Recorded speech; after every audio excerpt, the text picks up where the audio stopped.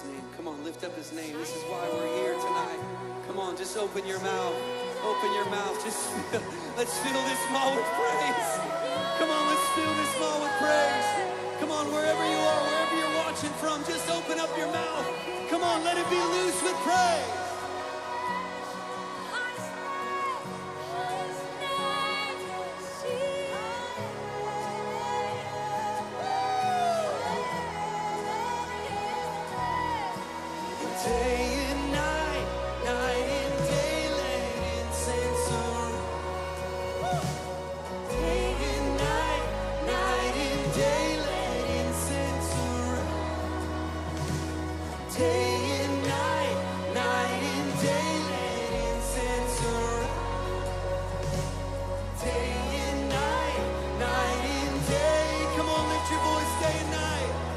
Across America, day and night, night and day, let incense around.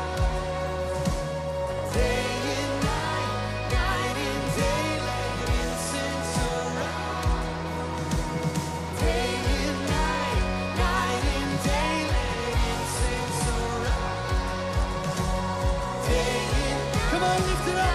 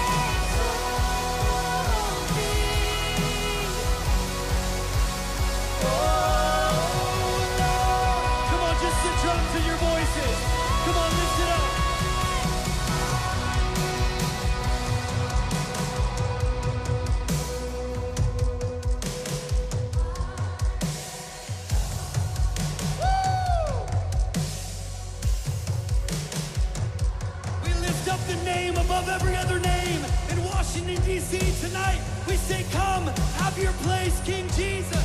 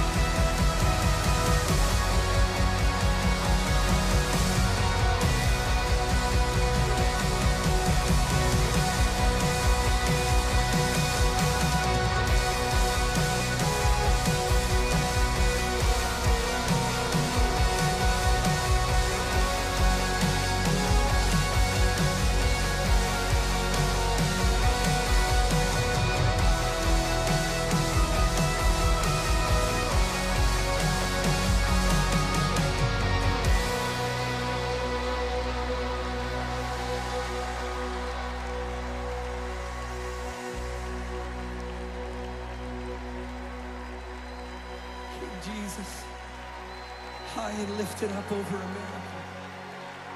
King Jesus, high and lifted up over our hearts.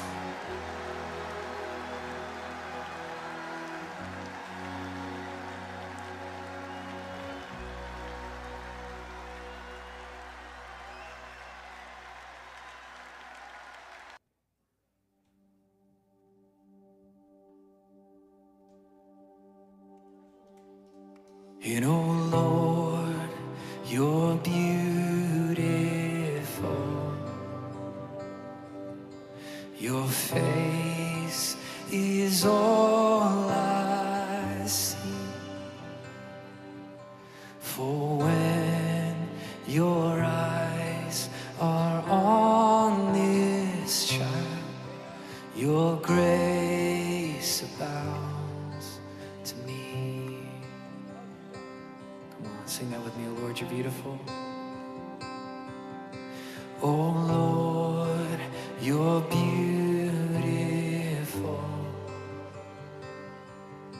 Your face is all I see. For when your eyes are on this child, your grace abounds to me. Oh Lord, please light the fire. Oh Lord, please light the fire that once burned bright and clear. Replace the lamp of my first love that burns with holy fear. One more time. Oh Lord, you're beautiful. Oh Lord, you're beautiful.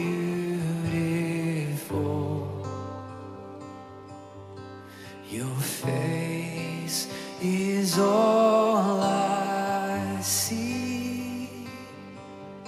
For when your eyes are on this child, your grace abounds to me.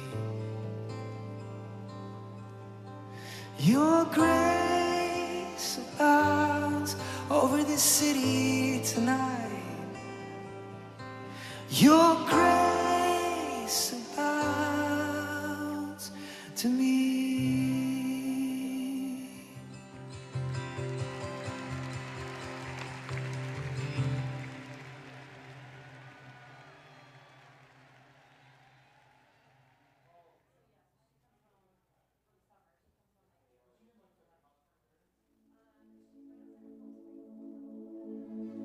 You are worthy of it all. You are worthy of it all. For from you are all things, and to you are all things. You deserve the glory. You are worthy of it all. You are worthy of it all.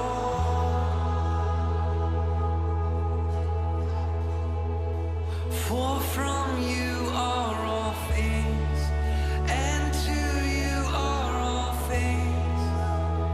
You deserve the glory. Come on, everyone, let's sing it out. You are worthy. You are worthy of it all.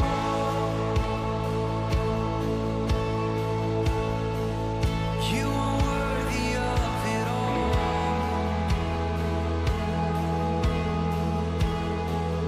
For from you are all things, and to you are all things. You deserve the glory. You are worthy, you are worthy, you are worthy.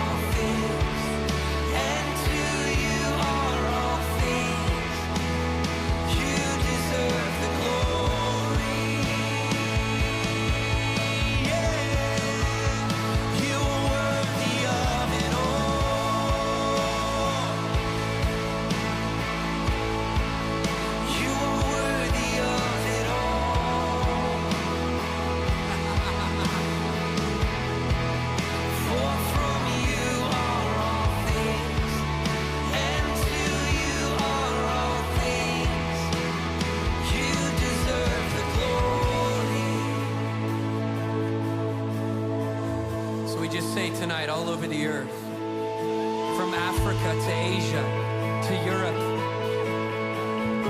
to South America, we ask you, Lord, that incense would rise. The incense of worship, the incense of your name tonight, God.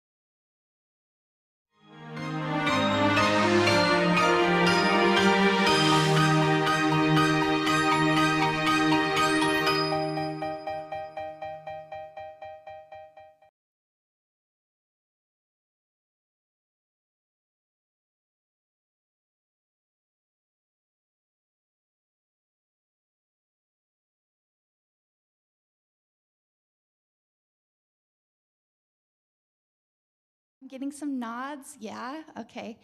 How many of you have a tradition of having some sort of an advent calendar in your home? We'll show of hands. Raise your hand at home. We want you participating as well. Chocolate candies, you know, the cheap chocolate candies. It's like, whoa, why am I eating this wax? And like, oh, cool, I missed 4 days. Now I get to have 4 candies for breakfast. Or like you have no self-control as a child. I would just open every single one of them and eat them in my room and just be so disappointed in myself. Maybe there are things in your Advent, like I've seen little pockets of things where you want to do something every day to celebrate being together as a family and, enjoy the wonder of the season. For the church, though, Advent is actually a liturgical practice leading up to Christmas that began in the early 17th century. It celebrates both the coming to earth of Jesus as a baby and a looking forward with hopeful expectation to his second coming. The practice of Advent reminds us of the true meaning of Christmas, that Christ is the light of the world, and he is the hope of glory. The Gospel of John speaks of Christ as the true light coming into the world. And in commemoration of that coming, many churches around our nation, around the world light candles for 4 weeks leading up to Christmas and reflect together on the coming of Christ. And so we're going to join in doing that today. Christ is coming.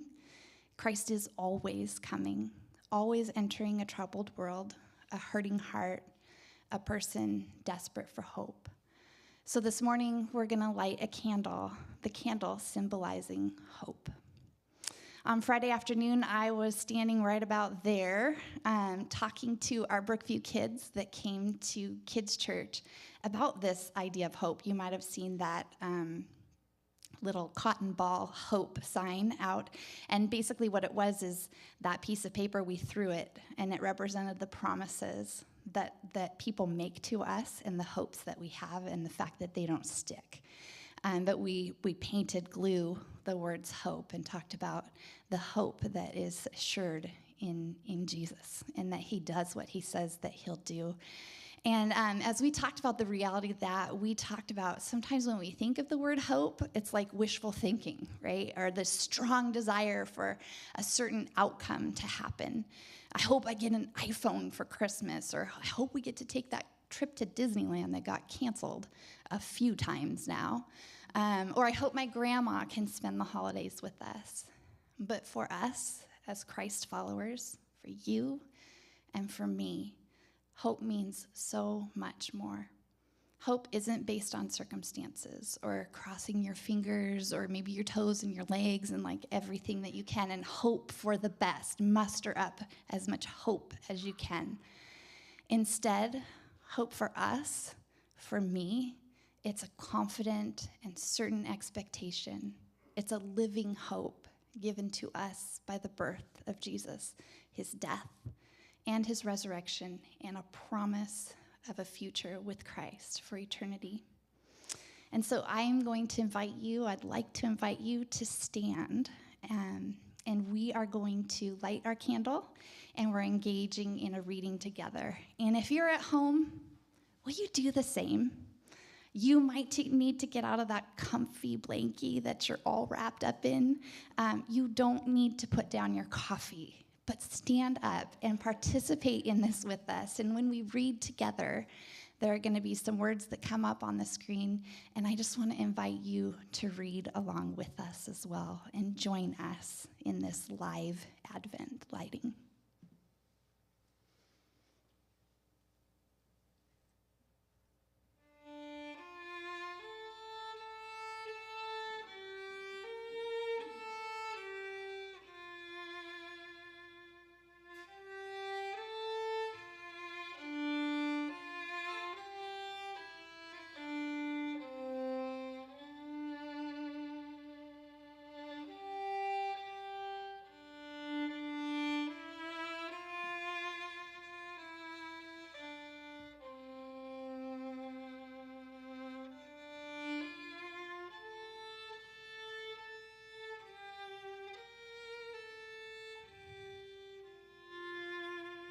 Let's read this prayer together. Loving God, we give to you the darkness we are facing, the disappointments, fear, anxiety, and frustrations we are facing, to the healing light of Christ. Show us the power of your hope. Prepare our hearts to be transformed by you, that we may walk in the light of Christ. O come, Emmanuel, and ransom captive Israel that mourns in lonely exile here until the Son of God appear. Rejoice, rejoice, Emmanuel shall come to thee, O Israel.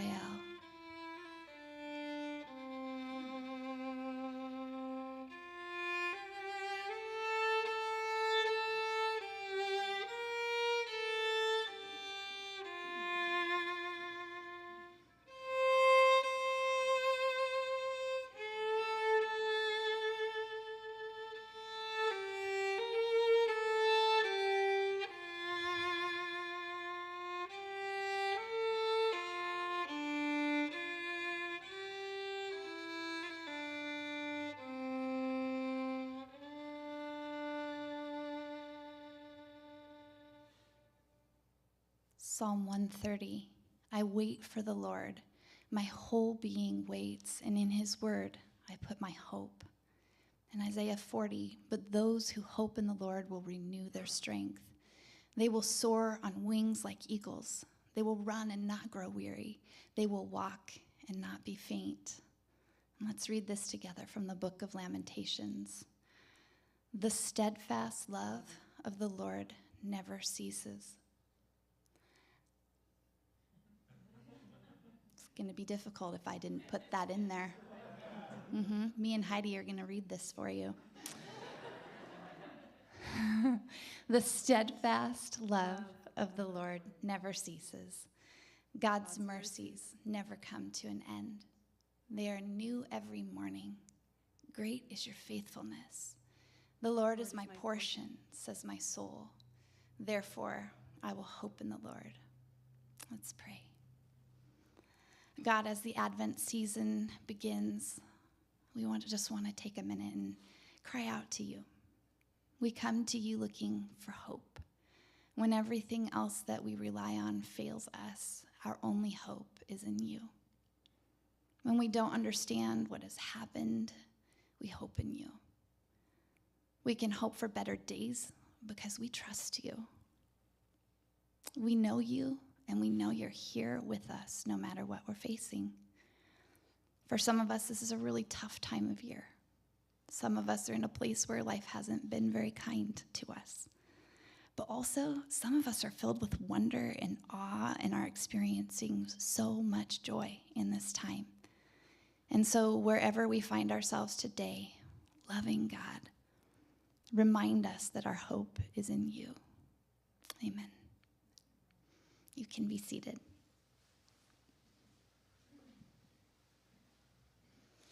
So I want you to grab your journal that you brought with you.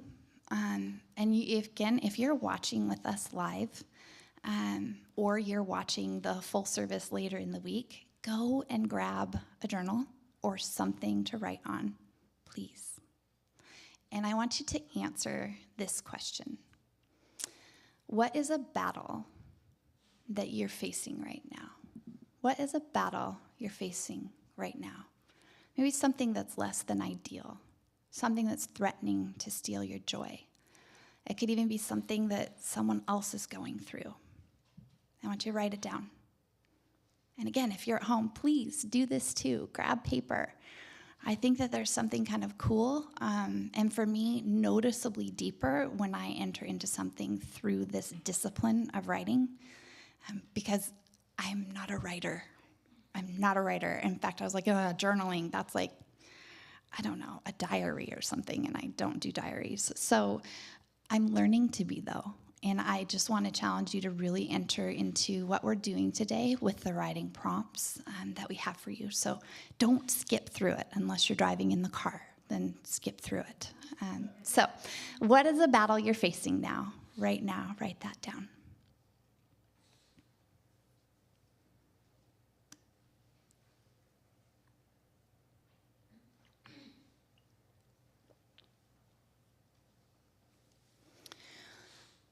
This song that we're going to sing is called Battle Belongs. It's written by Phil Wickham, and it comes from the story in 2 Chronicles chapter 20, where there's this huge army of several nations that are coming against the people of God at the time. It's the people of Judah, the nation of Judah, and the king at the time is Jehoshaphat. Cool name, right? Jehoshaphat, it's like I have dentures or something, but I mean, maybe we should bring that one back into rotation and start naming our kids that. Jehoshaphat, right, Jaden? Cam, I know you're watching this. What if when you were born, Dad and I had named you Jehoshaphat? Like Jehoshaphat James Huguenin. All right. Focus. All right. So Jehoshaphat is the king, and he hears, Jason told me I wasn't saying it right. Jehoshaphat. Oh, yeah, I just got it. Yeah, Jehoshaphat, sorry. It's like a little bit more like Josh. Maybe that's where Josh came from. Okay. All right, so this, oh my gosh, Cameron just texted me, you guys. He said, I wouldn't have friends. right, Cam. Love you, sweetheart. Okay, all right. Jehoshaphat, all right, he's the king. He's the king. Whew. And he hears about this army that's come against the people of God, and the whole nation is terrified. I mean, it is certain doom. If God doesn't intervene, they're going to be demolished, and there's no chance against the army that is headed their way. And the people know it. The king knows it. And so the people start fasting and praying, and the king goes to God, and he pleads with him. And he says, God, remember your mercies. Remember your promises. Remember that you've done this, and remember that you've done that. And God, you can do it again. And then at the end of the prayer, we read this in verse 12. And I have to look behind me because my Bible was too small to read. Our God, won't you stop them? Oh, our God, won't you stop them? We are powerless against this mighty army that is about to attack us. We do not know what to do, but we are looking to you for help. And so it's just pretty much like, God, do something, because we can't do it on our own. And God speaks to them. He replies to their pleas for help. He speaks through a Levite man to the whole nation. And this was God's promise. You will not have to fight this battle. Take your positions, stand firm. You will see how I will save you. Go out and face them tomorrow. I will be with you. And it's an incredible moment, an incredible promise from God. But equally incredible, as I read the story, was that the king and the people of God believed. They believed it. The army was still coming toward them. It didn't disappear. But the people leaned into that promise and to the faithfulness of God, that when God had spoken in the past, he was faithful to do and to complete whatever he had promised. And so instead of sending their military army their army to the military guys, guess who they sent to the front of the battle? Kind of bizarre. They sent worshipers. Okay, they sent me, and they sent you to the front lines. The people that believe in God and trust him were at the front, and they lifted up the name of God. And what they did in the face of this enemy, in the face of the darkness in front of them, in the face of the trial, the people stood there and they worshiped through it, straight into the battle, without shields, without weapons, just with their hands stretched out. 2 Chronicles 20, verse 21. Jehoshaphat asked the people for advice. Then he appointed men to sing to the Lord. He wanted them to praise him because of his glory and holiness. They marched out in front of the army. They said, "Give thanks to the Lord. His faithful love continues forever." They just lifted up his name, and they sang into that battle, and they sang into the darkness as they lifted up God's name, even when it didn't make sense. Even when they weren't certain of what the outcome would be, they worshiped. And it's an incredible picture of the reality that when our eyes are on God and we're trusting him to move on our behalf, we may not see it completely. The timing may not be what we want, but he hears our prayers and he moves on behalf of his people. He moves on my behalf. He moves on your behalf. He has moved on our behalf through the cross and the empty grave so that we can literally stand in victory today over it all. And so that's the background to this song. And over the past few weeks, I've been listening to it and just kind of letting the reality of God's faithfulness and his character reign over the battles that are big and small that just kind of keep popping up in this season of life. And so as you listen, as you maybe sing along in a talking voice, think of your battle and just kind of give that to God in worship.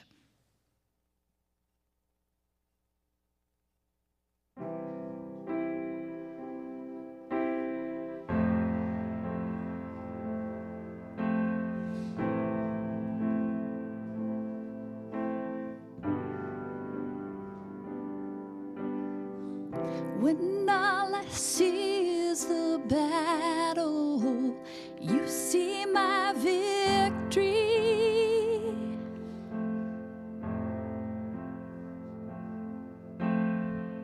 When all I see is the mountain, you see a mountain move.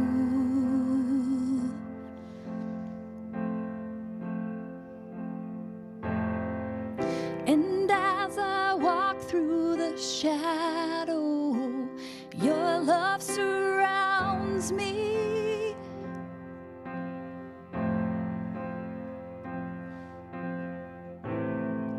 There's nothing to fear now, for I am safe with you.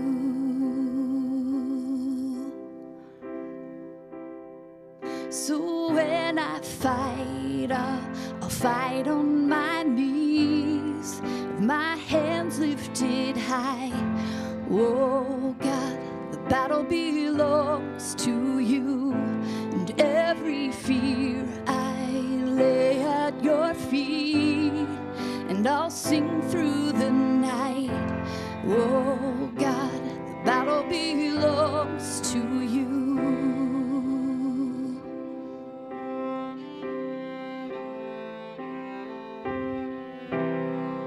And if you are for me, who can be against me?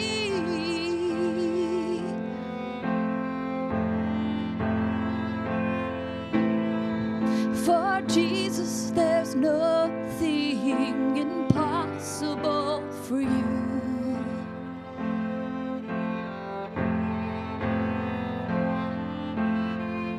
When all I see are the ashes, you see the beauty.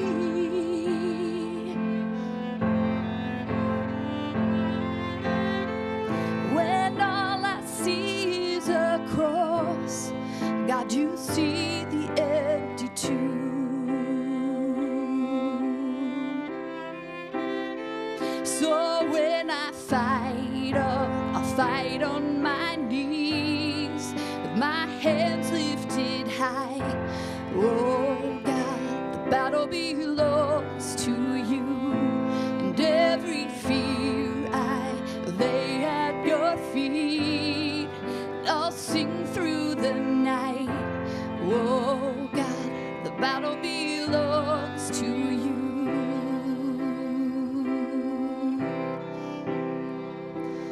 Almighty fortress, you go before us.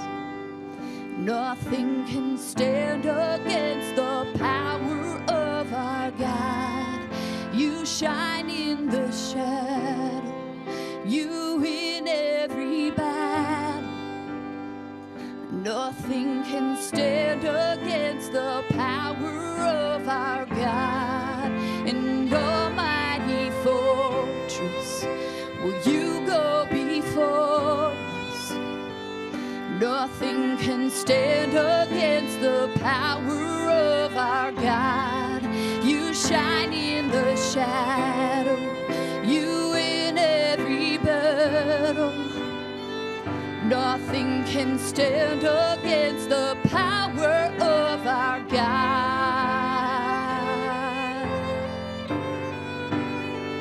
So when I fight, I'll fight on my knees, my hands lifted high.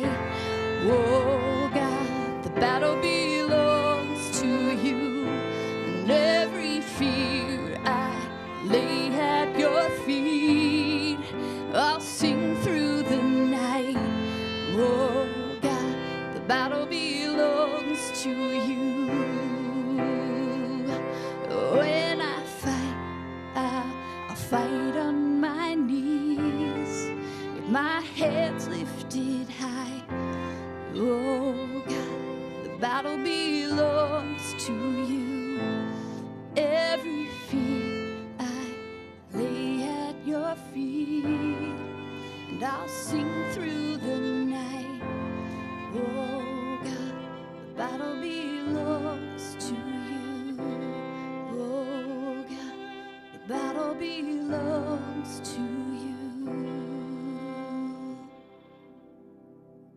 God, you go before us and you love us.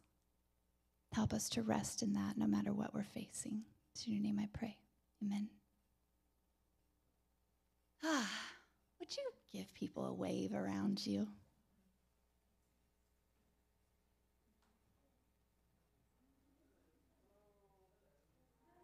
Hi, everybody.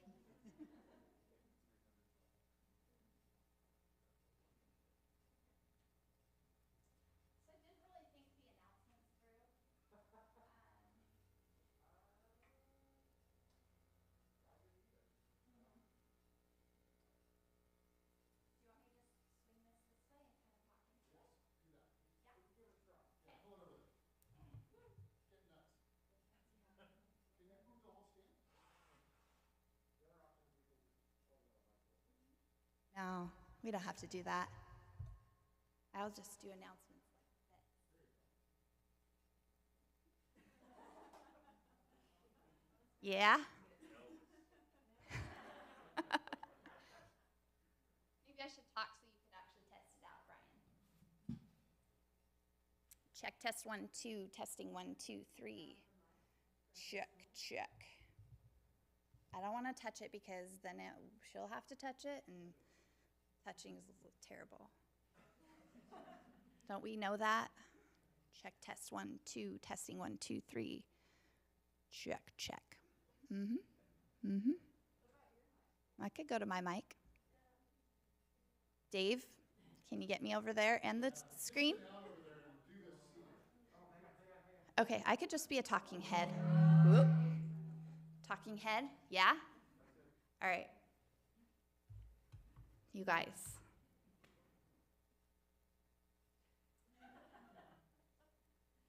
The gift card drive is still happening. It's still going on. If you would like to support the Nourishing Network or Vision House, that is kind of what we do in this season. We collect gift cards if you're out and you would like to just pick up an extra one as you're doing your shopping or whatever. We would love to be able to distribute those to people in our community that are in need. And we give them to the directors of the programs, and they can decide how to use them. Sometimes Vision House uses those as rent incentive. So if people pay their rents on time, they'll get a gift card or something like that. They use it for groceries, obviously. Shopping for kids for Christmas, all that kind of stuff. And so that's actually going to go on through this entire month, and we'll be delivering those in January. And so what you can do is, apparently what I heard is you can only slide 1 or 2 high under that door. And so we just don't know a better way to do it unless, of course, you want to put it in the mail. We would be happy to do that. I had a couple of people that actually emailed some e-cards to me, and that also works, and we will pass those on to them as well. So please help us to be generous with people. We did put a basket in the lobby today. If you happen to bring those, for those of you that attend church in person, you can drop those there on your way out. My calves are burning. This is so great. Okay, let me tell you about the Christmas Eve service. So it's going to happen, hopefully, on December 20th. That is a Sunday evening at 6 p.m. We are obviously disappointed a little bit about what church has had to look like, especially recently. Actually, that might be an understatement. We are really disappointed with these new restrictions on not being able to sing together indoors. We're just kind of scrambling to figure out, what do we do? What do you guys want? What do you at home want? What do you need? What would be a blessing to you? We just feel disconnected from so many of you. You might be seeing us or listening to us every week, but we don't get to see you. And if I don't see you, you don't exist. No, I'm kidding, you do. But it's really tough, and we miss you. We miss visiting together in the lobby, in a full lobby before and after church. I mean, you guys are great. all of you that are here are great. But 30 people, or sometimes 20 people, or 15, whoever happens to be able to come, in a space that used to have like 100 every week is a bit of a bummer. And it's tough. And it's tough to know where people are at, how to lead well in this season, how to minister to you, how to invest in your kids and your family, to bring Jesus into lives in a way that makes sense in this season.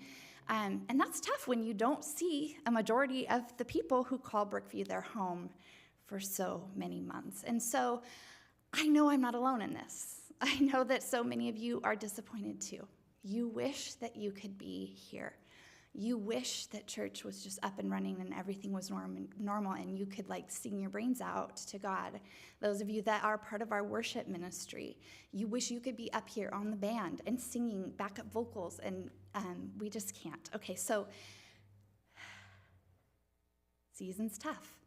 And I won't, with that said, okay, there's good things. There's really good things, and I do want to think about those things. But what we're trying to figure out right now is if we put in the work and the energy that it'll take into providing an outdoor service for Christmas, because outdoors we don't have the singing restrictions that we do indoors.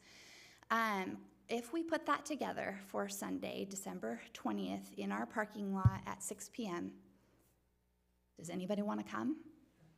Okay, so the people here are wanting to come. But any of you want to come? Would you be able to come? Would you be comfortable coming? And so here's the deal.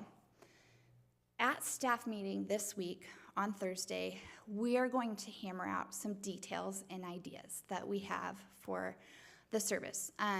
We've thrown around some ideas of making it very family-friendly, for all ages and comfortable. We've talked about fire pits for s'mores, maybe a Santa drive-through in the parking lot, hot chocolate, cider, a map to give you to look at Christmas lights in the area, candlelight carol singing to pause and reflect on Jesus. And so we're not promising anything from that list.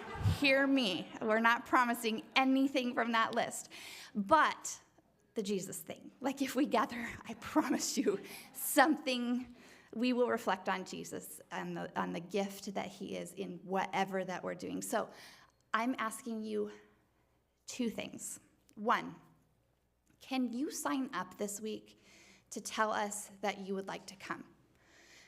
If there isn't enough interest by Thursday, it just doesn't make sense to do all of the work to just have a handful of people show up for that. And we really want to do this. So don't not sign up because you're like, oh, let's give Jen, Jason, and Casey some time off. We don't want it. We don't want it. This would bring us great joy. Okay, moving on. So the way that you sign up for that is two different things. Well, two options, two ways, two paths. I got this. You go to brookviewchurch.com, and the pathway that you usually use to sign up for church on Sundays, you scroll down, and you'll see this image here, Outdoor Christmas.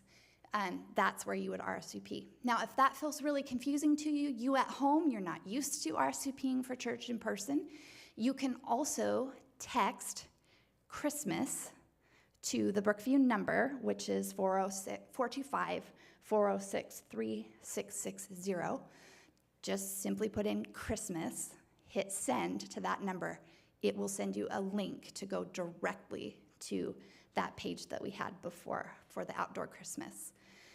And then the second thing is, if you would be able to help in any way, maybe you have a fire pit if we decided to do that, to loan, that you'd be willing to bring in if we go that route. Or you could assemble s'mores kits or serve hot chocolate or cider or hand out candles, or maybe, just maybe, you have an old-fashioned fire truck that you would want to parade through the lot with Santa inside of it. I mean, it's just an idea. I don't like to call people out in the middle of my announcements, James Sullivan. So there's that. Okay. Okay, I need to leave. You guys, I love you. and so thankful for you. And like I said, we really want to be able to gather on the 20th. So I hope just came full circle. Bye.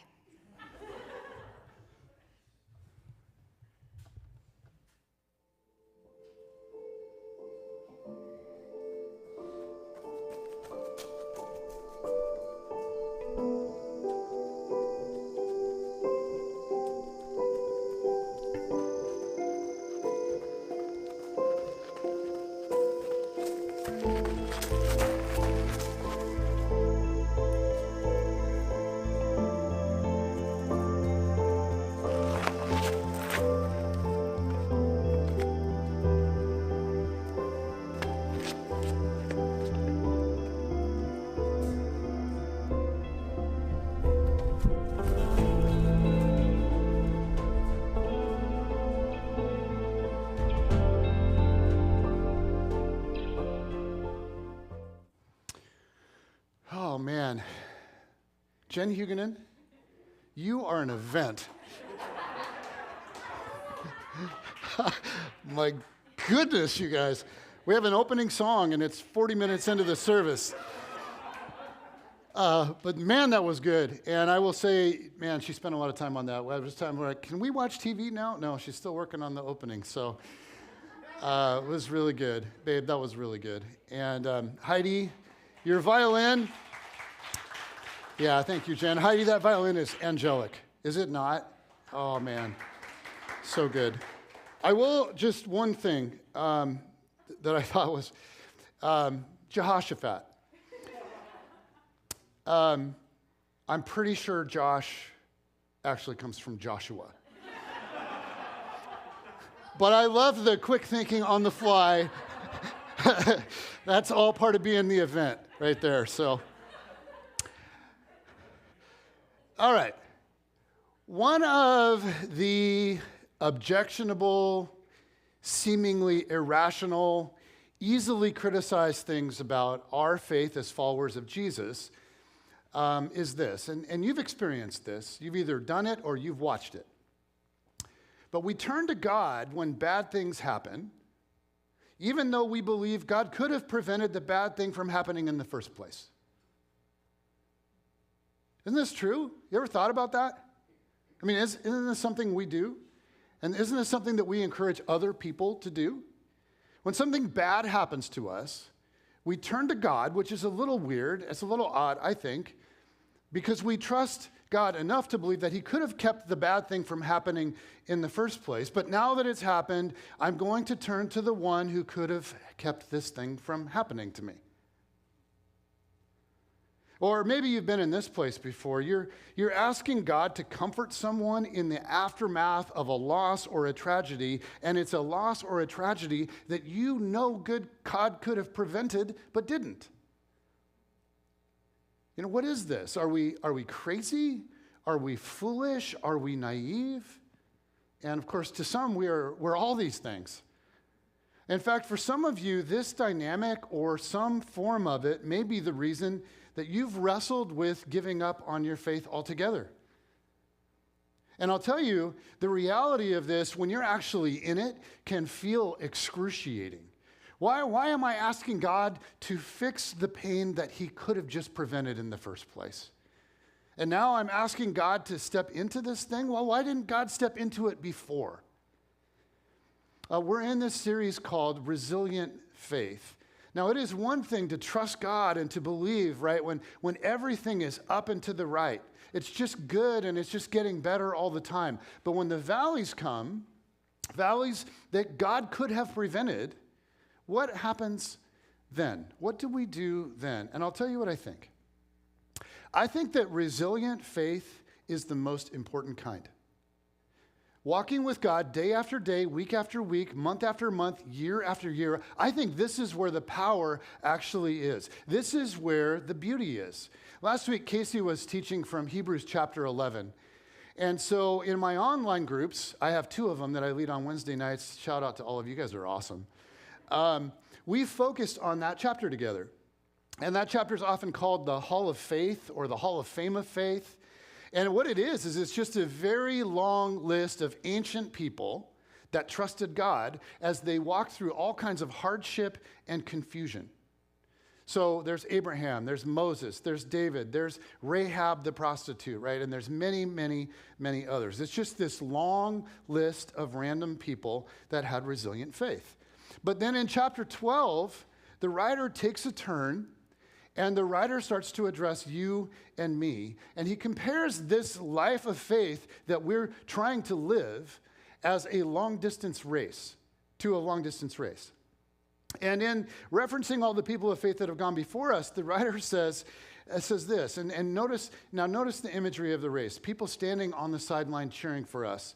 And then notice where we should fix our eyes. Let me read this to you, because I think the imagery of this is spectacular.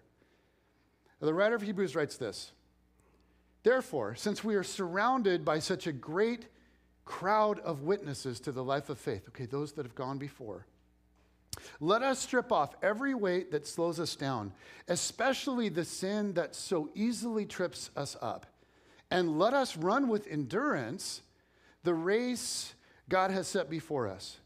We do this by keeping our eyes on Jesus, the champion who initiates and perfects our faith. Because of the joy awaiting him, he endured the cross, disregarding its shame. Now he is seated in the place of honor beside God's throne. Think of all the hostility he endured from sinful people. Then you won't become weary and give up."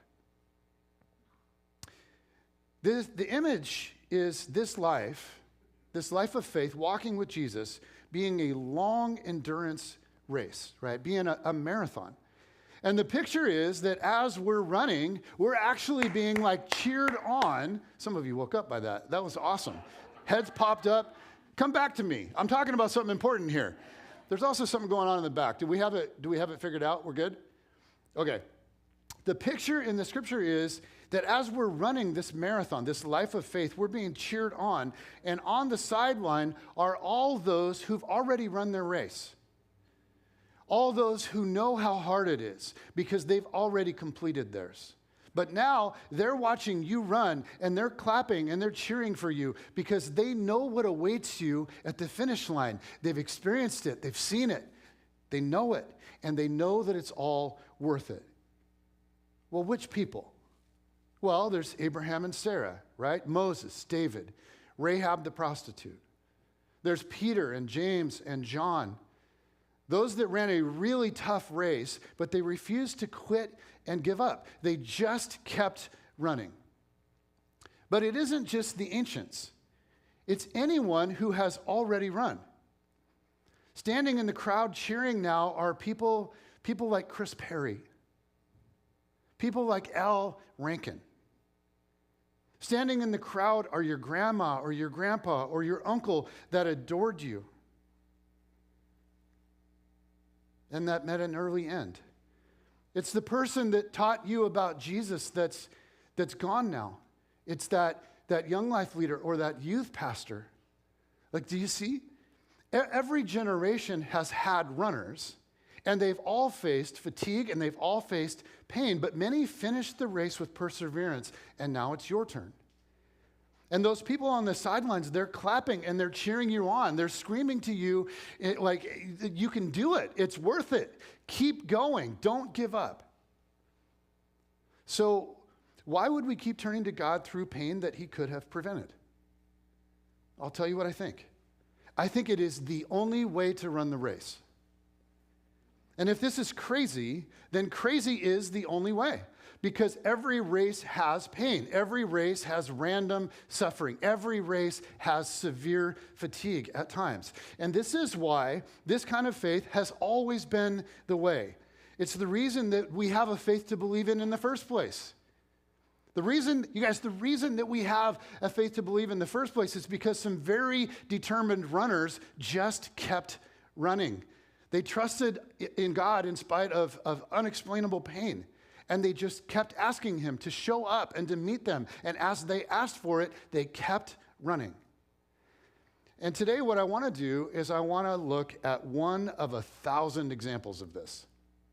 It's a story of the very first followers of Jesus from the book of Acts. And so if you're new to the Bible, I just want to tell you a little bit about how it works. Okay, in the Bible, in the New Testament, you have Matthew, Mark, Luke, and John, these 4 independent chronicles of the life of Jesus. And they are, in essence, like biographies of Jesus. Matthew wrote Matthew, Mark wrote Mark, Luke wrote Luke, and then John was written by a guy named Bill. Okay, just kidding. So each book is named after its author, right? I mean, what else are we going to call it? So Matthew and John, the authors of those 2 Gospels, were actually both part of the 12 disciples. But Mark and Luke became Jesus followers later. Mark was very connected, was a very good friend of Peter, and so most scholars believe that Mark actually got his information from Peter, that the Gospel of Mark had actually be called the Gospel of Peter, written through Mark. And then Luke was very, very connected to Paul, but also to many of the 12. And Luke not only wrote the Gospel of Luke, okay, a biography of Jesus, but Luke wrote another document called what? Acts, which is short for Acts of the Apostle. Acts of the Apostles. So it's not Acts like Acts. It's the story of what happened in the years immediately after Jesus was gone. How did Christianity go from this little tiny group and begin spreading? Now, Luke was a Greek doctor who became a follower of Jesus, and he was also a little bit of a historian. And today we are picking up a story in Acts chapter 12. So this is about 10 to 12 years after Jesus was gone. Okay, here we go. It says, it was about this time that King Herod arrested some who belonged to the church, intending to persecute them. Now, this King Herod is Herod Agrippa, who's actually the grandson of Herod the Great from the Christmas story. You guys remember Herod in the Christmas story? The one that killed all the babies when Jesus was born? Okay, that's this Herod's grandpa. So violence definitely runs in the family. And this Herod is king over Judea, which is the area all around Jerusalem. Okay, it's kind of the province that surrounds the city of Jerusalem.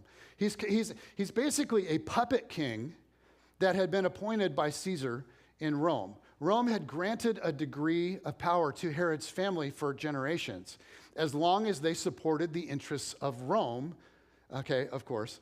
But Herod he's Jewish. He's a part of Israel. And yet, he is very unpopular with many of the Jews because he's way too cozy with their oppressors, the Romans. So the people of Israel were under the thumb of Rome, and they hated it. And so Herod finds himself in this really weird tension. He's Jewish, and he's the king of Judea, but he has very limited power, and he must play nice with Rome. He has to collect massive taxes from his own people for Rome. He has to limit the civil liberties of his own people and enforce Roman rule. He has to quash any sort of rebellion that might arise against Rome. And so he's in a really tough spot politically. But he's constantly trying to win over the influential and the powerful in Israel. He's always looking for ways to make them happy, to gain their support. And one way that he found to do that during his reign was to oppose Christianity. Because many of the Jews, the Pharisees, the Sadducees, right, the temple leaders, they saw Christianity as this horrible cult that sprang out of Judaism that was stealing their people. So to win points, Herod arrests a group of people who belonged to the church. And one of them was a very famous person. Luke tells us, he continues, he says, he, as in Herod, had James, the brother of John, put to death with the sword.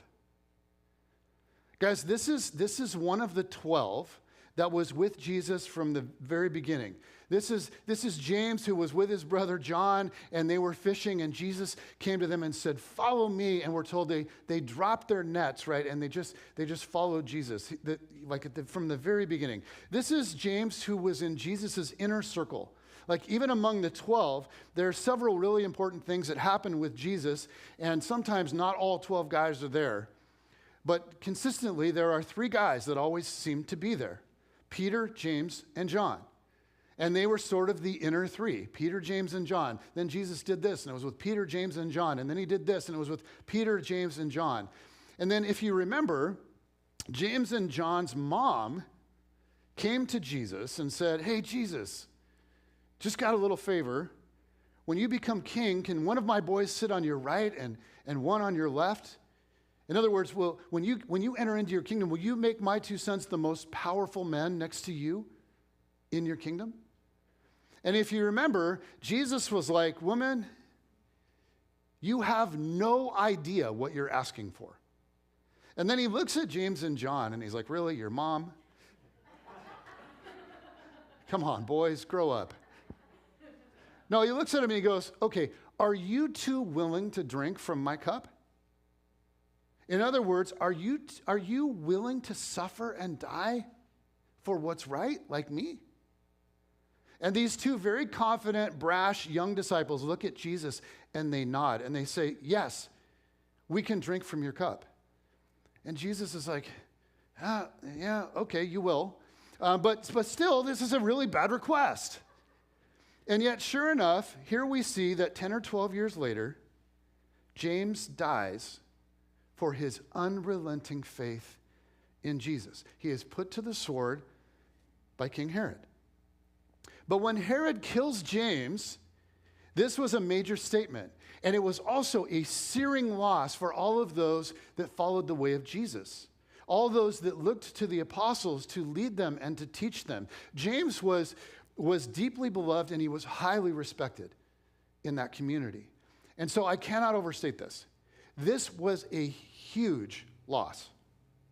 But again, Herod was trying to win political points with powerful people, the Pharisees, Sadducees, temple leaders, the who's who around Jerusalem and the rest of Israel, people who were opposed to this new Jesus movement, people that thought if they had just killed Jesus in the beginning, it would all die, and yet here it is 10 years later, exploding like wildfire. So Herod appeals to his constituency in this moment by killing James, one of the most prominent followers of Jesus and the leaders of his movement. Okay, next verse. When he, Herod, saw that this met with approval among the Jews, they were like, way to go, man, we love you. He proceeded to seize Peter also. So after seeing how happy his allies were over James's death, Herod goes after the only person that's even bigger than James. He grabs Peter. Verse 4, it says, after arresting him, he put him in prison, handing him over to be guarded by 4 squads of 4 soldiers each. So Peter's now in prison being guarded by 4 soldiers, at least 4 soldiers at all times. In other words, he is a huge prisoner. But this is all happening right at the beginning of Jewish Passover, the most sacred celebration of the Jewish people. The very people Herod is trying to win over to himself. So Herod is waiting until after Passover to execute Peter. Okay, nothing spoils your Passover dinner like an execution. This means Peter is just sitting in prison awaiting his death. So check this out. Verse 5. So Peter was kept in prison, but the church was earnestly praying to God for him. They're praying that somehow, some way, Peter won't be executed, that somehow, some way, Peter will be released from prison. You guys, there it is.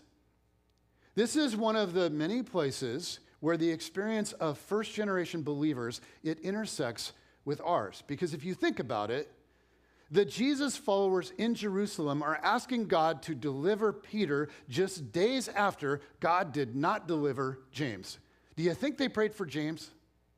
Absolutely. So guys, get a visual of this in your minds. The Jesus followers are gathered and they are praying like crazy for Peter. They are pleading with God to rescue Peter just days after God did not rescue James. I mean, why bother? Doesn't it stand to reason that if God cared about Peter, he wouldn't have allowed Peter to be arrested in the first place? So if God didn't rescue James and then God didn't protect Peter, why bother asking God to move now? Do you guys see? They were as crazy as we are. Or maybe I should say, we are as crazy as they were. Because apart from their crazy, we wouldn't even be having this conversation. Apart from their crazy, the world would never heard of Jesus. Apart from their crazy, the message of Jesus would never have made it out of the first century. And so for me, I find reading narratives like this comforting on two levels. First, think about this. The people closest to the action, the men and women who actually knew Jesus firsthand, the ones who knew him and walked most closely with him, were not immune to inexplicable tragedy and loss. But a second thing I find encouraging from narratives like this is this. Even though they believed God could prevent bad things from happening, when they did happen, they reflexively turned to him. They absolutely believed God could have prevented their pain, but in the midst of it, they continually turned to God. So, if you are turning to God after a bad thing that he could have prevented in your life, you should know this. You are practicing the same resilient faith as those that actually knew Jesus. They didn't continue turning to God because somehow for them it all made sense. They continued turning to God because the thing that made the least sense, the seemingly senseless torture and death of Jesus the Messiah, resulted in the best possible good for the world. The eventual defeat of death and evil and brokenness forever. So when you find yourself in random, inexplicable, God, where are you valleys, when you find yourself praying to the very God who didn't come through to begin with the way that you wanted him to, the way you expected him to, the way he came through for somebody else that you know, then you are practicing that same ancient, resilient faith. Peter, Andrew, James, John, Mary, Martha, the men and women whose faith laid the groundwork for our hope, they powered through all of these God, where are you moments.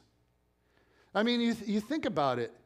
Without their endurance in their race, the torch would have never, ever possibly made it all the way down through the generations to you and me, and we wouldn't even be having this conversation.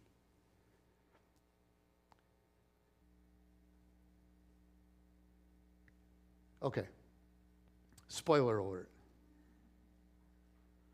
Herod doesn't end up executing Peter. Okay, but we'll come back to that in just a minute.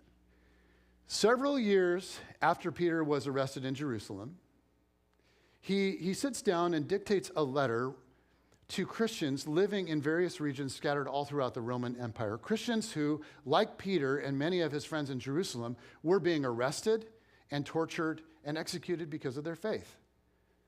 Okay, they were being beheaded or crucified or whatever simply because they believed in Jesus.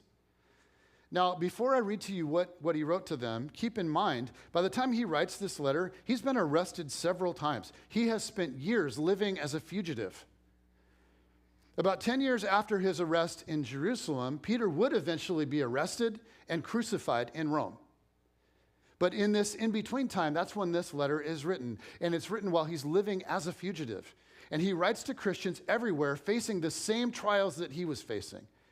And while living on the run, here's what he writes. Okay, this is 1 Peter chapter 1, verse 3, okay? Peter writes, "Praise be to the God and Father of our Lord Jesus Christ." You ever think about that? Like, what? Wait a minute. Like, wait, Peter, you've been arrested and you've been flogged multiple times. Your back has been laid bare with whips, right? And you were scarred for life. And this God and Father of Jesus didn't do anything to stop that. You have a price on your head, and many of your friends are already dead. What are you talking about? Praise be to God. Like, are you serious? And I think Peter would say, well, okay, here's what I'm talking about. In his great mercy, he has given us new birth into a living hope through the resurrection of Jesus Christ from the dead, and into an inheritance that can never perish, spoil, or fade. In other words, your prayers may not all get answered, and you may never understand the randomness of life, but you have hope. I have seen God do the impossible, bring a man to life after being dead for 3 days. And I am telling you, more of the impossible is coming. God is up to something wonderful. And no matter what happens in this life, nothing can take away what's coming from you. There is something awaiting you that is beyond your wildest imagination, and it will never perish or spoil or fade. Peter tells us that our hope is anchored to the event that rekindled his hope, the resurrection of Jesus. And then he says this, in all this you greatly rejoice, though now for a little while you may have had to suffer grief in all kinds of trials. See, even in the middle of terrible stuff happening, you can still rejoice because of what God has done for you and what lies ahead. And Peter, who walked through stuff that really I think most of us can't even imagine, saying that suffering is for just a little while, to which we might respond by saying, okay, wait, so grief, suffering, trials, randomness, those things are not evidence that God is not listening to me? That God's not involved? They don't indicate that things are spinning out of control, or maybe that I have done something wrong and God has just turned his back on me? And Peter would say, no. It doesn't indicate that at all. Verse 7, he says, these have come so that the proven genuineness of your faith, of greater worth than gold, which perishes even though refined by fire, may result in praise, glory, and honor when Jesus Christ is revealed. Wait, so we should expect this kind of stuff? Yes. And people are watching. People who are suffering as you are suffering are watching. People that suffer without hope will be drawn into your hope and your peace. And even better, they may be drawn into the very object of your faith. Because the darker things get, the brighter your hope and your response shines. Peter continues, though you have not seen him, you love him. And even though you do not see him now, you believe in him and are filled with an inexpressible and glorious joy, for you are receiving the end result of your faith, the salvation of your souls. But think about Peter and all that he endured. And think about those that he was writing to and all that they were facing. And if you've gone through some kind of random suffering, isn't there a certain level of pushback on something like this? Like, okay, Peter, what you're saying is this, that the randomness of life doesn't throw you off, that it doesn't undermine your confidence. I mean, come on, really? Like, they got James, they came for you, and Peter would say, no, because my faith doesn't depend on certainty or being able to explain everything that's happening to me. My faith is not shaken by the randomness of life. I saw the best possible person suffer the worst possible death. And it made no sense at all. It made no sense, none. And then God brought him back to life. So while there is a lot that I cannot explain, and there's a lot I don't understand, I have to tell you, after the resurrection, after seeing the resurrection, I refuse to pretend that I know what God is or isn't doing. Okay, so let's rewind back to our scene with Peter. He's in prison by Herod. James was already not delivered from death by God, and God had allowed Peter to be arrested. And the believers are gathering at a home, and they're praying for Peter anyway, while knowing that Herod may be coming for them next. Here's what happens. The night before Herod was to bring him to trial, Peter was sleeping between two soldiers, bound with two chains, and sentries stood guard at the entrance. Suddenly, an angel of the Lord appeared, and a light shone in the cell. He struck Peter on the side and woke him up. "Quick, get up," he said, and the chains fell off Peter's wrists. Then the angel said to him, "Put on your clothes and sandals." And Peter did so. "Wrap your cloak around you and follow me," the angel told him. Peter followed him out of the prison, but he had no idea, get this, he had no idea that what the angel was doing was really happening. He thought he was seeing a vision. See, here's the thing. Peter wasn't expecting a miracle. He thought he was dreaming. They passed the first and second guards and came to the iron gate leading to the city. It opened for them by itself, and they went through it. When they had walked the length of one street, suddenly the angel left him. Now, I know what some of you are thinking, because I think the same thing. Like, really? An angel? Really? Come on. And if God can do that kind of thing, why doesn't he do that kind of thing anymore? And why doesn't God do that kind of thing for me in my life? But let me tell you what I bet Peter and his friends were wondering. Wait, why didn't God do that for James, our friend? And they never got a good answer to their question. And we may never get satisfying answers to ours either. Look at verse 12. When this had dawned on him, okay, when Peter realized, whoa, this is real, he went straight to the house of Mary, the mother of John, also called Mark, where many people had gathered and were praying. Okay, this is the childhood home of the guy that wrote the Gospel of Mark. Okay, the Mark that had become one of Peter's best friends.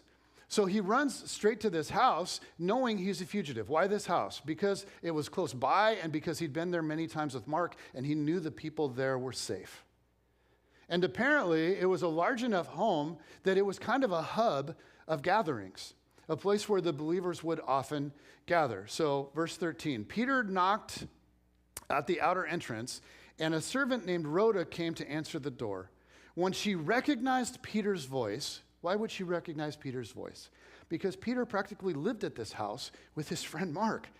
And there were all of these gatherings there with all the believers all the time. Okay, so when she recognized Peter's voice, she was overjoyed and ran back without opening it and exclaimed, "Peter's at the door." Might want to open it, I don't know. Now, remember, they're in the middle of praying for his release. There's a group of people praying for Peter's release, apparently, and this is the odd thing, apparently they're praying for a miracle, they're praying for his release, but they are not expecting a miracle. Because if you look at their response, you see that they were not expecting a miracle. And guys, this is important.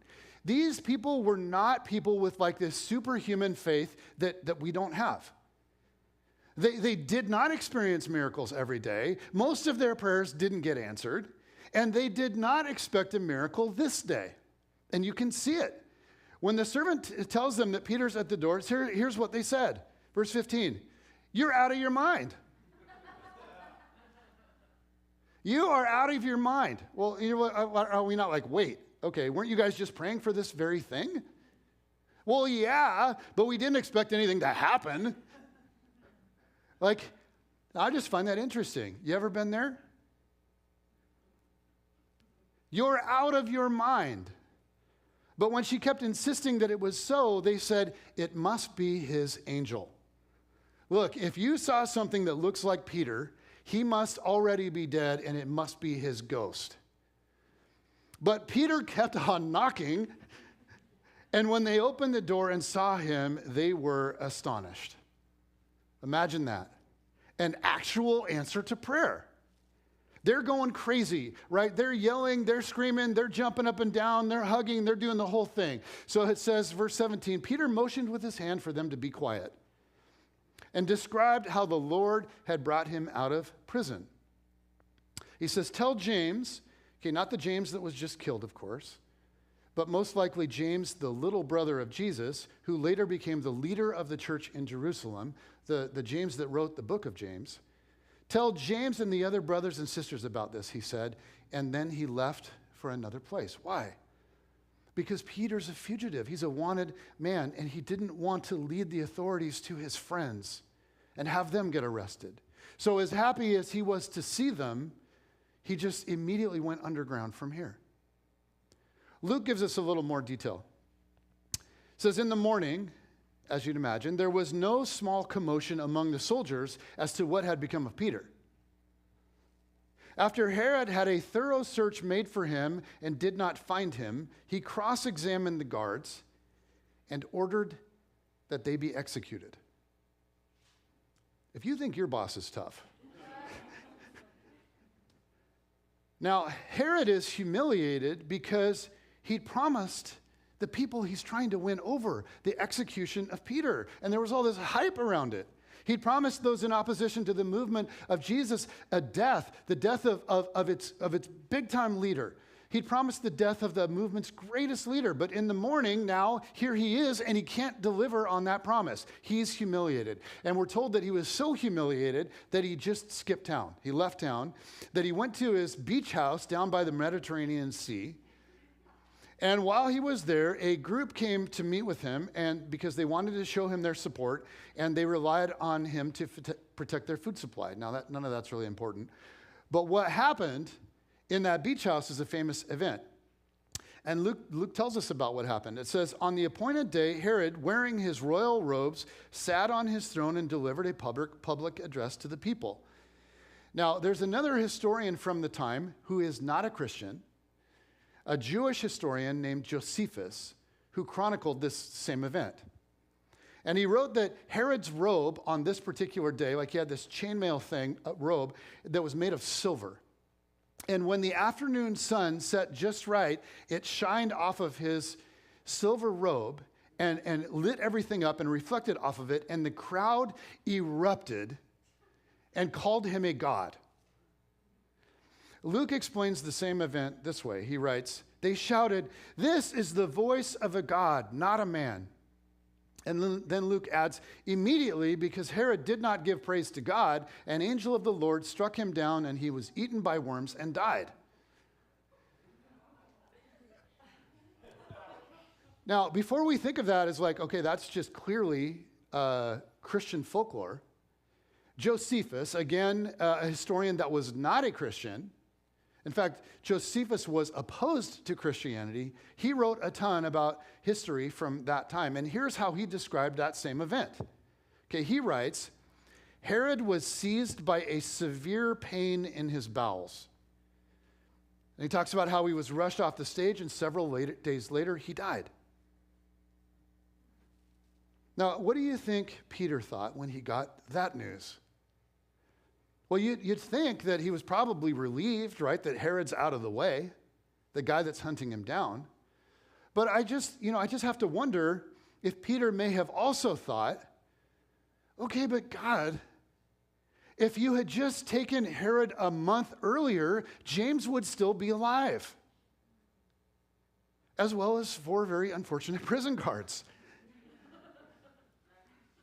And then Luke wraps up his account with this statement. He says, but in spite of all these random events and unanswered questions, the word of God continued to spread and flourish. And in fact, we know that it did because it's just a historical reality. This is how the message of Jesus encircled the globe. But on a personal level, these events and events like these and the response of our first century brothers and sisters, like you guys, this is incredibly inspiring to me. It's encouraging. Because at the backbone of our faith is an event that came with no explanations. It was the best possible person dying the worst possible death. And yet, that atrocity was the key to the redemption of everything. And because this story wasn't just their story, it's our story, we can maintain hope even when we lack explanations. If Peter is correct, and guys, he would know, but if Peter is correct, then what strikes us as random, unfair, or unnecessary may in fact be random. But in spite of that, Peter assures us our hope is not misplaced and our hope is not in vain. Because we have a living hope that's anchored not to our own ability to predict, and it's not anchored to our ability to understand and to interpret circumstances. We have a living hope that's anchored to the resurrection of Jesus from the dead. And so I want to come back to Hebrews 12, 1-3, this image of all those who have gone before that are now standing on our sidelines cheering us on. Because this is your race. And this is the only one you're going to get. But there are many watching you, and they're pulling for you. And so keep your eyes on the finish line. Keep your eyes on Jesus, who's awaiting you at the finish line with open arms and maybe like a gallon or two of cold Gatorade. Don't look too long at the mess that's everywhere, and don't think too hard about the hill that you're currently climbing. Just listen to the voices of those that have gone before saying, you can do this. You've got this. Don't give up. I've been where you are, and this is so, so worth it. And look at the face of Jesus, who's awaiting you, and he believes in you. And I want to invite Jen and Heidi to make their way up. But for the rest of you, I just want to invite you to close your eyes. And I want to invite you to just let me read these words over you. And try to envision the picture that this is describing. Therefore, since we are surrounded by such a huge crowd of witnesses to the life of faith, let us strip off every weight that slows us down, especially the sin that so easily trips us up. And let us run with endurance the race God has set before us. We do this by keeping our eyes on Jesus, the champion who initiates and perfects our faith. Because of the joy awaiting him, he endured the cross, disregarding its shame. Now he is seated in the place of honor beside God's throne. Think of all the hostility he endured from sinful people. Then you won't become weary and give up.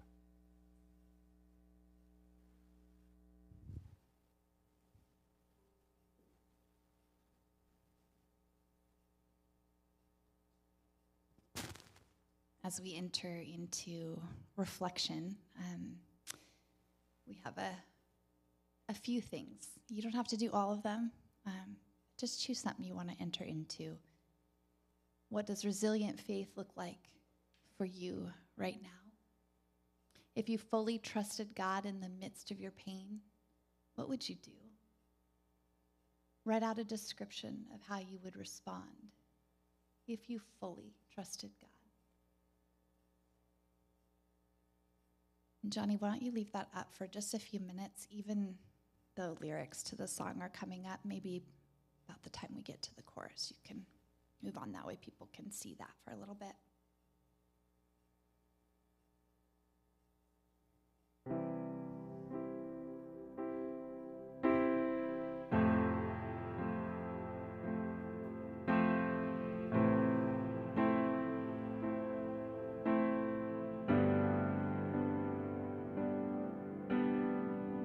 When all I see is the battle, you see my victory.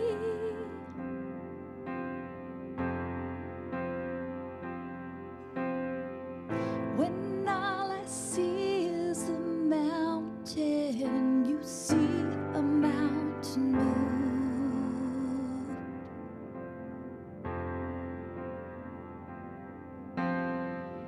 And as I walk through the shadow, your love surrounds me.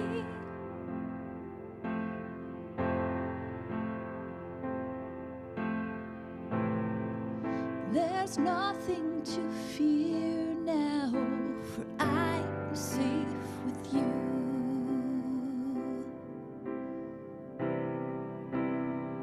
So when I fight, I'll fight on my knees, with my hands lifted high.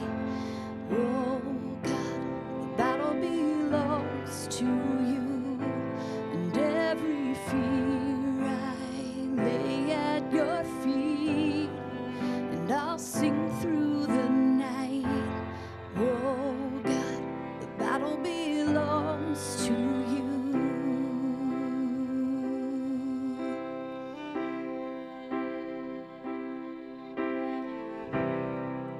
And if you are for me, who can be against me?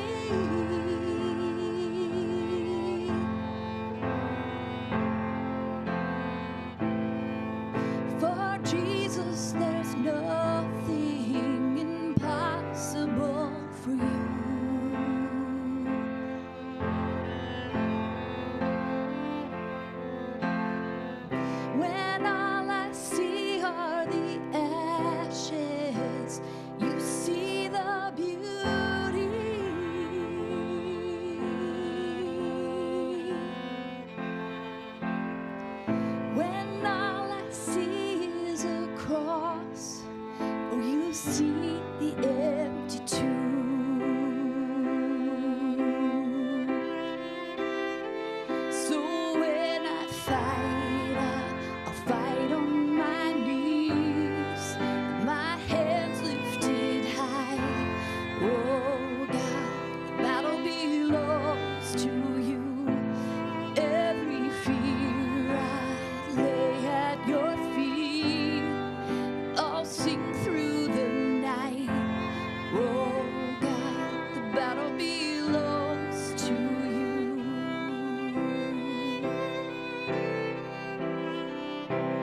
Almighty fortress, and you go before us. Nothing can stand against the power of our God. You shine in the shadow. You win every battle. Nothing can stand against the power of our God. In almighty fortress, will you go before us? Nothing can stand against the power of our God. You shine in the shadow. You win every battle. Nothing can stand against the power of our God. So when I fight, I'll fight on my knees, my hands lifted high. Oh God, the battle belongs to you, and every fear I lay at your feet. I'll sing through the night. Oh God, the battle belongs to you, and when I fight, I'll fight on my knees, my hands lifted high. Oh God, the battle belongs to you, and every fear I lay at your feet. I'll sing through the night. Oh God, the battle belongs to you. Oh God, the battle belongs to you.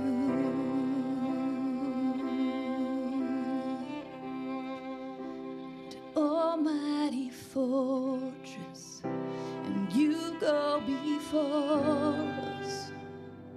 Nothing can stand against the power of our God. You shine in the shadow. You win every battle.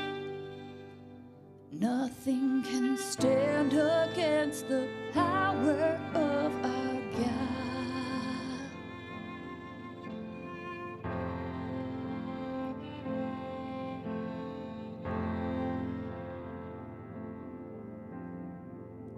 Waymaker, miracle worker, promise keeper, light in the darkness, my God, that is who you are. Waymaker, miracle worker, promise keeper, light in the darkness, my God, that is who you are. That is who you are.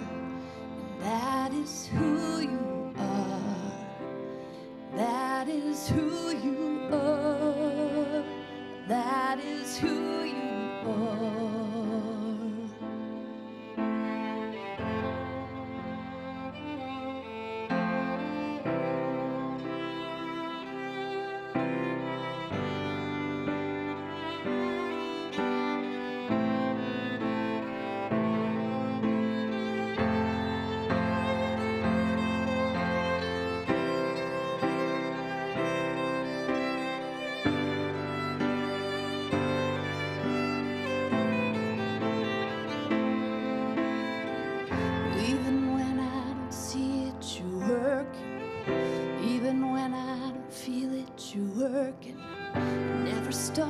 You never stop working. You never stop. You never stop working. Even when I don't see it, you work. Even when I don't feel it, you're working. You never stop. You never stop working. You never stop. You never stop working. Even when I don't see it, you're working. Even when I don't feel it, you're working. You never stop. You never stop working. You never stop. You never stop working. Waymaker, miracle worker, promise keeper, light in the darkness. My God, that is who you are. You are waymaker, miracle worker, promise keeper, light in the darkness. My God, that is who you are. That is who you are. That is who you are. That is who you are. That is who you are. That is who you are. That is who you are. That is who you are. That is who you are.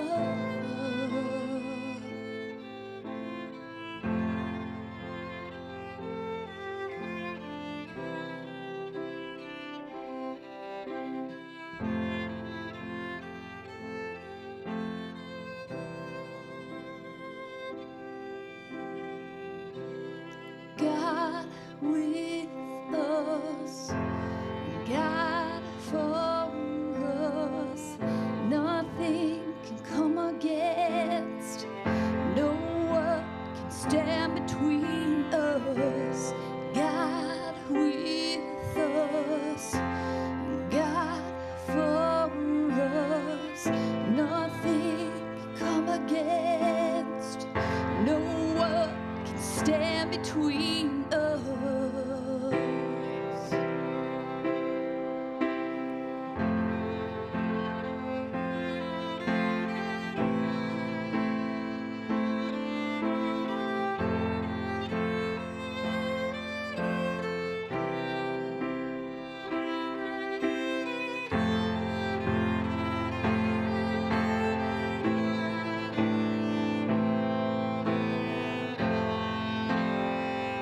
Where there was death, you brought life, Lord.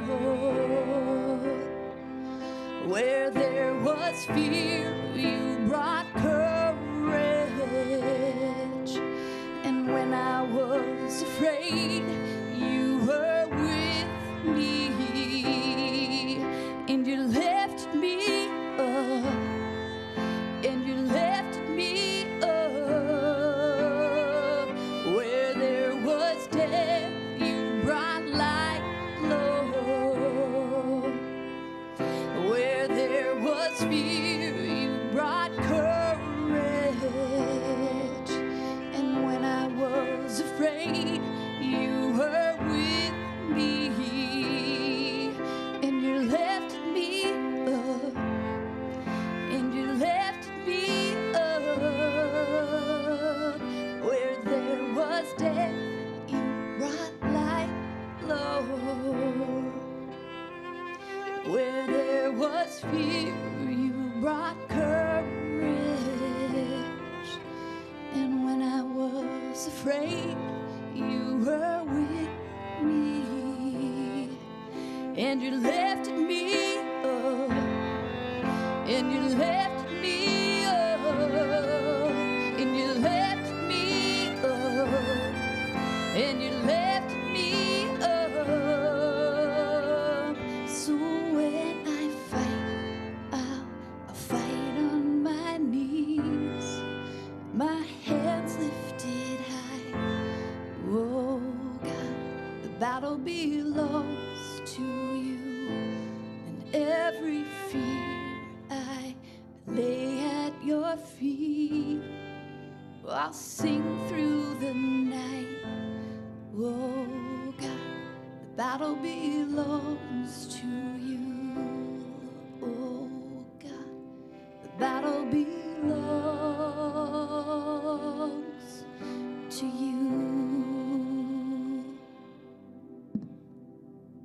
God, you are our hope in whatever we are facing, and you do not disappoint. You show up for us. And God, it may not be the answer to prayer, the taking us out of whatever situation we're in. But God, you will walk hand in hand with us through it all the way into our eternity with you, where we are promised a future that can never be taken away from us, that is free from any pain, from any suffering, from disappointment. And God, that is what we center ourselves in, that reality of your living hope because of the work on the cross and the grave that you overcame. And we thank you. And God, may we go out of this building here today, may we leave our homes reminded of this confident hope that we have, that no matter what, we can sing, and the battle is yours, and you have overcome. In your name I pray, God. Amen.